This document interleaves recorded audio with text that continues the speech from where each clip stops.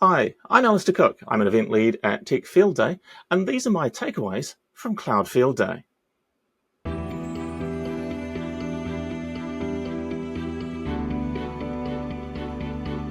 Cloud Field Day is very much about what enterprises are really doing with cloud. And one of the things that I've seen is that cloud native is absolutely important, and new applications are being built with cloud native. But those cloud native applications often have connectivity to things that are very not cloud native. And so Cloud Field Day encompasses not just what you're running in public cloud platforms and what you're building new, but also how it integrates with the things that have been running your business for the last 20 years. And so hybrid cloud is very much a part of what I think we focus on for Cloud Field Day. And more than just hybrid cloud, it's also the reality that for large organizations, the different public cloud platforms are quite differentiated. And so often there's a reason for large organizations to use multiple public cloud platforms. So it really ends up being a hybrid multi-cloud environment for a lot of large organizations rather than the everything all cloud native all in one place that we might have hoped for 10 or so years ago.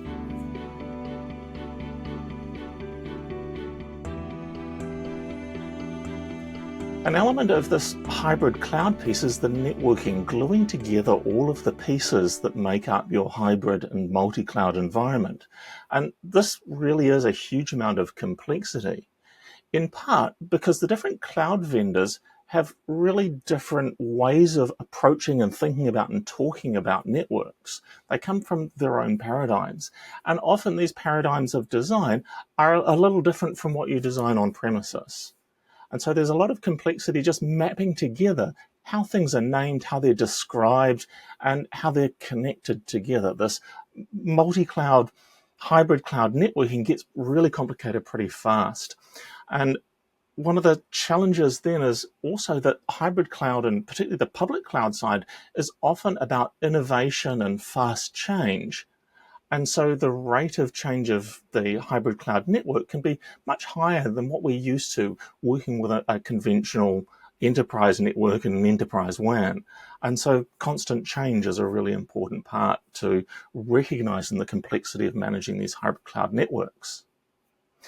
The other element is that these hybrid cloud networks often involve access over the internet. And so security becomes even more of a vital feature. Now, it may not be that we're using VPNs. We may well be using dedicated fiber connections back into the various cloud providers or through something like Megaport to provide our connectivity.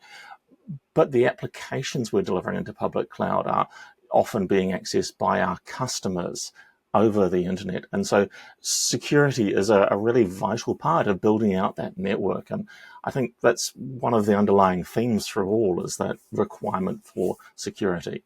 And that complexity and speed of change means we need to approach through sort of automation mechanisms, and the operational challenges can be pretty high. And so using advanced operational tools, AI operations tools like we saw from Selector AI becomes vital.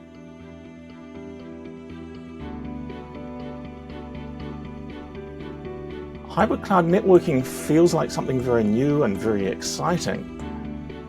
But the fundamentals really do matter in hybrid cloud networking.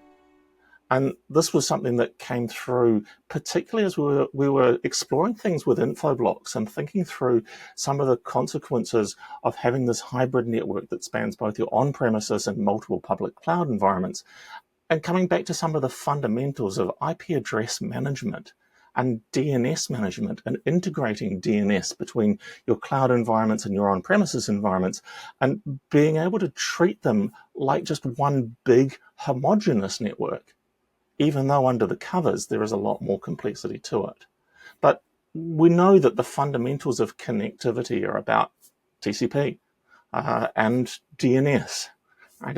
If you can't find a resource, it's very hard to connect to it. And so that cohesive management of IP address management and DNS management across a hybrid cloud environment really brought back to us the importance of knowing the fundamentals, understanding the fundamentals, and getting them right. But as is a secondary theme right through this, security in that environment. And as we were looking at Fortinet's presentation and talking with Catchpoint about their solutions for performance management, these things coming together, bringing us back to the fundamentals are, how are you delivering your application out to your users in this hybrid multi-cloud environment? Are we making sure that we're doing this securely and at a good level of performance? That networking is complex, and the fundamentals of networking are still absolutely vital in hybrid multi-cloud.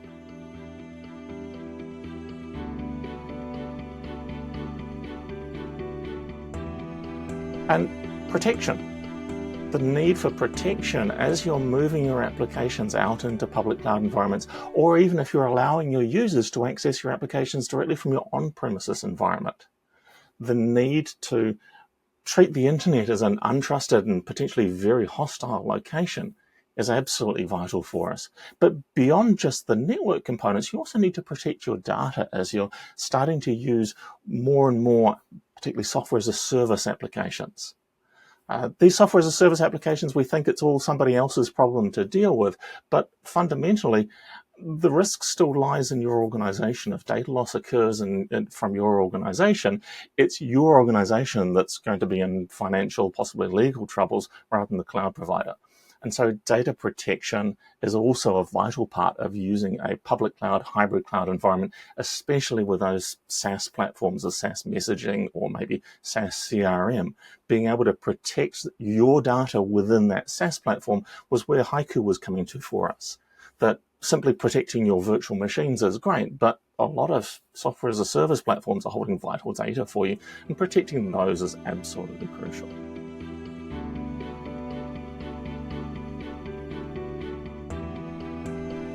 I really enjoyed Cloud Field Day. It's always been one of my favorite events, and Cloud Field Day, this edition, which focused a lot on networking, was a lot of fun. We had some awesome new delegates, particularly wanted to call out Bart and George, who had some great opinions to share during the event, as well as Mike Graff, who's joined us for the first time, and he's a nice local being in the Bay Area, so it was great to see him there with us as well. And one of my friends, Mitch Lewis, joined from the Signal 65 team within Futurum Group, and you should be seeing some more Futurum people at more of our Tech Field Day events, because there are some really awesome, skilled, knowledgeable people right throughout the Futurum Group. You can find me, I'm Alastair Cooke. Probably the easiest place to find me is on LinkedIn. You can also find me on some socials as DemitasNZ. That NZ means I live here in New Zealand, which is an absolutely awesome place to live. Keep in touch with also all of the Tech Field Day podcasts. Follow the Tech Field Day website. We have plenty more events coming up for you. And lots of social media connections, all of the Blue Skies and all of the other places you'll find Tech Field Day and the various team members at Tech Field Day right across all of those platforms.